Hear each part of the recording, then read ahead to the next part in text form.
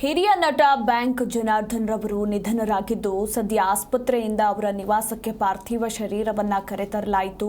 ಇನ್ನು ಅಂತಿಮ ವಿಧಿವಿಧಾನದ ಪೂಜಾ ಕೈಂಕರ್ಯಗಳು ಕೂಡ ನೆರವೇರಿದ್ದು ಇನ್ನೇನು ಕ್ಷತ್ರಿಯ ಸಂಪ್ರದಾಯದಂತೆ ಪೀಣ್ಯದಲ್ಲಿ ಅಂತ್ಯಕ್ರಿಯೆ ಜರುಗಲಿದೆ.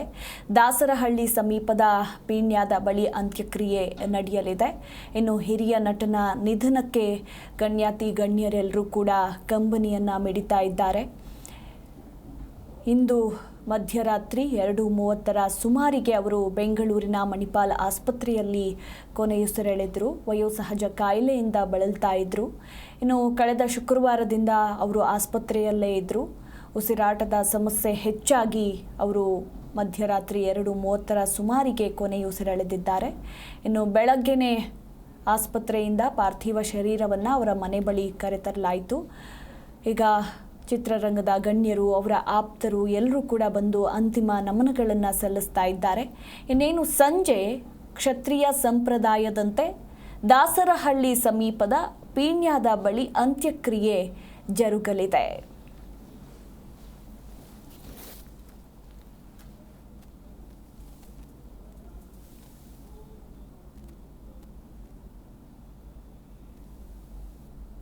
ಇವತ್ತು ನಮ್ಮ ಆತ್ಮೀಯ ಗೆಳೆಯರಾದಂಥ ಬ್ಯಾಂಕ್ ಜನಾರ್ದನ್ ಅವರನ್ನು ನಾವು ಕಳ್ಕೊಂಡಿದ್ದೀವಿ. ನನಗೆ ಒಬ್ಬ ಗೆಳೆಯ ಹೋಗಿರುವಂಥ ದುಃಖ ನಂಬಕ್ಕೆ ಆಗ್ತಾಯಿಲ್ಲ. ನನಗೆ 80ಕ್ಕೂ ಹೆಚ್ಚು ಸಿನಿಮಾಗಳ ಒಟ್ಟಿಗೆ ಕೆಲಸ ಮಾಡಿದ್ದೀವಿ, ಧಾರಾವಾಹಿಗಳ ಒಟ್ಟಿಗೆ ಕೆಲಸ ಮಾಡಿದ್ದೀವಿ. ಯಾವಾಗಲೂ ಬದುಕನ್ನು ಪ್ರೀತಿಸ್ತಕ್ಕಂಥ ವ್ಯಕ್ತಿ ಇಲ್ಲ ಅನ್ನೋದನ್ನು ನಂಬಕ್ಕೆ ಆಗ್ತಾಯಿಲ್ಲ. ಅವನು ತುಂಬ ಶ್ರಮಜೀವಿ, ಎಲ್ಲರನ್ನೂ ಪ್ರೀತಿಸುವಂಥ ವ್ಯಕ್ತಿ, ಒಬ್ಬ ಹ್ಯೂಮನ್ ಬೀಯಿಂಗ್ ಅಂತ ಹೇಳಿದ್ರೆ ತಪ್ಪಾಗೋದಿಲ್ಲ. ಅಂಥ ಒಬ್ಬ ಗೆಳೆಯ ಇವತ್ತು ನಮ್ಮನ್ನು ಬಿಟ್ಟು ಹೋಗಿರೋದು ನಿಜವಾಗ್ಲೂ ದುಃಖ ಆಗ್ತಾಯಿದೆ. ಇವತ್ತು ನಮ್ಮ ಆತ್ಮೀಯ ಗೆಳೆಯರಾದಂಥ ಬ್ಯಾಂಕ್ ಜನಾರ್ದನ್ ಅವರನ್ನು ನಾವು ಕಳ್ಕೊಂಡಿದ್ದೀವಿ. ನನಗೆ ಒಬ್ಬ ಗೆಳೆಯ ಹೋಗಿರುವಂಥ ದುಃಖ ನಂಬಕ್ಕೆ ಆಗ್ತಾಯಿಲ್ಲ. ನನಗೆ 80ಕ್ಕೂ ಹೆಚ್ಚು ಸಿನಿಮಾಗಳ ಒಟ್ಟಿಗೆ ಕೆಲಸ ಮಾಡಿದ್ದೀವಿ, ಧಾರಾವಾಹಿಗಳ ಒಟ್ಟಿಗೆ ಕೆಲಸ ಮಾಡಿದ್ದೀವಿ. ಯಾವಾಗಲೂ ಬದುಕನ್ನು ಪ್ರೀತಿಸ್ತಕ್ಕಂಥ ವ್ಯಕ್ತಿ ಇಲ್ಲ ಅನ್ನೋದನ್ನು ನಂಬಕ್ಕೆ ಆಗ್ತಾಯಿಲ್ಲ. ಅವನು ತುಂಬ ಶ್ರಮಜೀವಿ, ಎಲ್ಲರನ್ನೂ ಪ್ರೀತಿಸುವಂಥ ವ್ಯಕ್ತಿ, ಒಬ್ಬ ಹ್ಯೂಮನ್ ಬೀಯಿಂಗ್ ಅಂತ ಹೇಳಿದ್ರೆ ತಪ್ಪಾಗೋದಿಲ್ಲ. ಅಂಥ ಒಬ್ಬ ಗೆಳೆಯ ಇವತ್ತು ನಮ್ಮನ್ನು ಬಿಟ್ಟು ಹೋಗಿರೋದು ನಿಜವಾಗ್ಲೂ ದುಃಖ ಆಗ್ತಾಯಿದೆ. ಇವತ್ತು ನಮ್ಮ ಆತ್ಮೀಯ ಗೆಳೆಯರಾದಂಥ ಬ್ಯಾಂಕ್ ಜನಾರ್ದನ್ ಅವರನ್ನು ನಾವು ಕಳ್ಕೊಂಡಿದ್ದೀವಿ. ನನಗೆ ಒಬ್ಬ ಗೆಳೆಯ ಹೋಗಿರುವಂಥ ದುಃಖ ನಂಬಕ್ಕೆ ಆಗ್ತಾಯಿಲ್ಲ. ನನಗೆ 80ಕ್ಕೂ ಹೆಚ್ಚು ಸಿನಿಮಾಗಳ ಒಟ್ಟಿಗೆ ಕೆಲಸ ಮಾಡಿದ್ದೀವಿ, ಧಾರಾವಾಹಿಗಳ ಒಟ್ಟಿಗೆ ಕೆಲಸ ಮಾಡಿದ್ದೀವಿ. ಯಾವಾಗಲೂ ಬದುಕು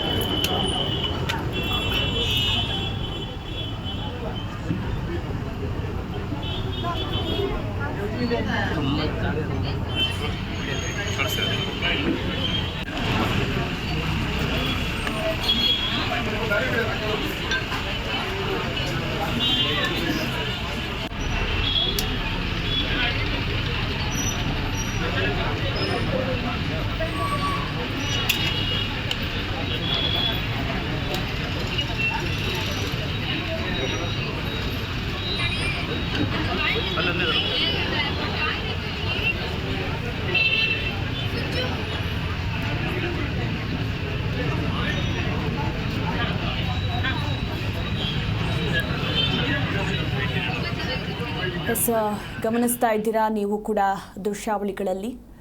ನಟ ಉಪೇಂದ್ರ ಹಾಗೆ ಸಾಧು ಕೋಕಿಲ್ ಹಾಗೆ ಅವರ ಆಪ್ತರು, ಬಂಧುಗಳೆಲ್ಲರೂ ಕೂಡ ಬ್ಯಾಂಕ್ ಜನಾರ್ದನ್ ರವರ ಅಂತಿಮ ದರ್ಶನವನ್ನು ಪಡೆದುಕೊಳ್ಳೋದಕ್ಕೆ ಬಂದಿದ್ದಾರೆ. ಉಶ್ ಸಿನಿಮಾ, ಉಪೇಂದ್ರ ನಿರ್ದೇಶನದ ಉಶ್ ಸಿನಿಮಾದಲ್ಲಿ ಬ್ಯಾಂಕ್ ಜನಾರ್ದನ್ ರವರ ಪಾತ್ರವನ್ನು ಯಾರೂ ಕೂಡ ಬಹುಶಃ ಮರೆಯೋದಕ್ಕೆ ಸಾಧ್ಯನೇ ಇಲ್ಲ ಅಂತಲೇ ಹೇಳಬಹುದು. ಅಂತಹ ಹಾಸ್ಯ ಕಲಾವಿದನನ್ನು, ಅಂತಹ ಹಿರಿಯ ಪೋಷಕ ನಟನನ್ನು ಕಳೆದುಕೊಂಡ ಚಿತ್ರರಂಗ ಇವತ್ತು ಬಡವಾಗಿದೆ. ಇನ್ನು ಉಪೇಂದ್ರ ಅವರು ಕೂಡ ಅಂತಿಮ ದರ್ಶನವನ್ನು ಪಡೆದುಕೊಂಡಿದ್ದಾರೆ. ಜೊತೆಗೆ ಸಾಧು ಕೋಕಿಲ್ ಅವರು ಕೂಡ ಬಂದಿದ್ದಾರೆ. ಗಮನಿಸಬಹುದು ದೃಶ್ಯಾವಳಿಗಳಲ್ಲಿ.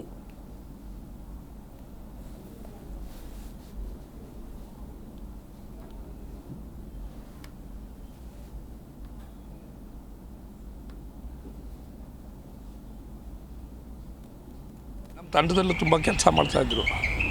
ಆದರೆ ಬ್ಯಾಂಕ್ ಜನಾರ್ದನ್ ವ್ಯಕ್ತಿತ್ವ ಹೇಗೆ ಅಂತಂದರೆ, ಅವರು ಬ್ಯಾಂಕ್ ಕೆಲಸವನ್ನು ನನಗೆ ಬೇಡ, ಬಣ್ಣದ ಬದುಕು ಬೇಕು ಅಂಥೇಳಿ ಭಾಳ ಕಷ್ಟಪಟ್ಟು ರಂಗಭೂಮಿಯಲ್ಲಿ ತೊಡಗಿಸ್ಕೊಂಡವರು. ಬರೀ ರಂಗಭೂಮಿ ಅಂತ ಮಾತ್ರ ಅಲ್ಲ, ವೃತ್ತಿ ರಂಗಭೂಮಿಯಲ್ಲಿ ಗೌಡ್ರ ಗದ್ದಲ ಇರ್ಬೋದು, ಚೆನ್ನಪ್ಪ ಚೆನ್ನಗೌಡ ಇರ್ಬೋದು, ಹೊರ ನೋಡಿ ಹೆಣ್ಣು ಕೊಡು, ಮುದುಕನ ಮುದು, ಈ ರೀತಿ ಎಲ್ಲ ರೀತಿಯ ನಾಟಕಗಳಲ್ಲೂ ಪಾತ್ರಗಳನ್ನು ಮಾಡ್ತಾ ಸಿನಿಮಾಗೆ ಬಂದರು. ಊರಿಗೆ ಉಪಕಾರಿ ಮೊದಲನೇ ಸಿನಿಮಾ. ಆ ದಿನಗಳಲ್ಲೇ ನಮಗೆ ಅನ್ಎಕ್ಸ್ಪೆಕ್ಟೆಡಾಗಿ ನಾನು ರಂಗಭೂಮಿಯಲ್ಲಿ ಇದ್ದಿದ್ದರಿಂದ ಪರಿಚಯ ಆಗೋದ್ರು. ಪರಿಚಯ ಆಗೋದ್ಮೇಲೆ ಆ ಪರಿಚಯ ನಿರಂತರವಾಗಿ ನಮ್ಮ ತಂಡದಲ್ಲೂ ನಾಟಕ ಮಾಡ್ತಿರೋ, ಬೇರೆ ತಂಡಗಳಲ್ಲೂ ನಾಟಕ ಮಾಡ್ತಿರೋ, ನಾವೆಲ್ಲ ಚಲನಚಿತ್ರ ಕಲಾವಿದರು ಇಲ್ಲಿ ಇದೀವಲ್ಲಮ್ಮ, ನಾವು ಬಿರಾದಾರರು, ಡಿಗ್ರಿ ನಾಗರಾಜು,